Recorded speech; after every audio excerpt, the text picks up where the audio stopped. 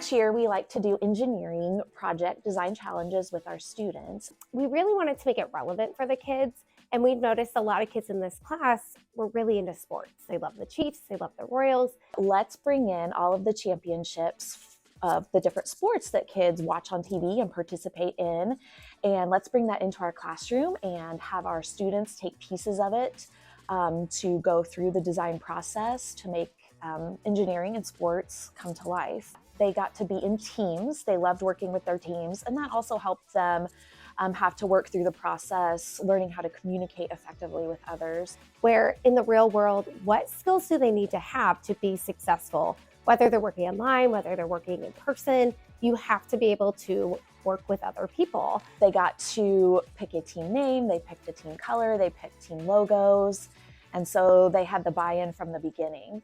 Our first sport happened to be soccer, and when we took the soccer goals out at the end to bring them back out for showcase, they were literally falling apart. Our last sport that we did our challenge on was basketball, and those basketball goals were freestanding. They had 3D hoops, so just to see how much they learned about what materials worked well, how to put things together more effectively.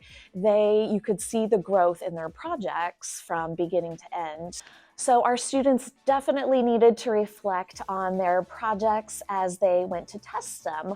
One example I can think of is when we did NASCAR, and students had to create a race car that could go down a hill, and they made their car, they put them on the ramp, and the cars did not go, or they turned sideways, or there was no distance. So we gave all the students testing time to come up and try their car on the ramp, and then went back to their team and thought, do we need to add more tape? Do we need to add weight? I don't know, what do you think? Is it the wheels? Is it the weight? It's probably the axle. It's probably this wheel. That was one of the first times students tested, and then as we worked on other projects, they would ask, well, we need to test. Can we test this? Can we practice this?